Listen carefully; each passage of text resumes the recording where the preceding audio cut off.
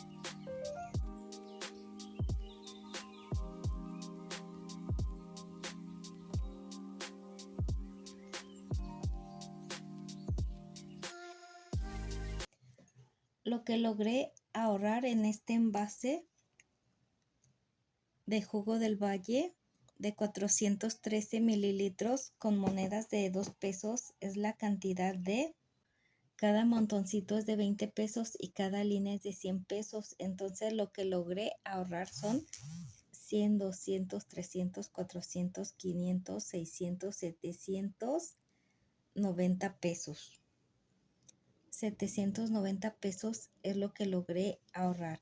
Espero que este video les guste y les sirva. Si este video les gustó, compártalo por favor, regálenme una carita positiva, regálenme un like y suscríbanse a mi canal por favor. Muchas gracias.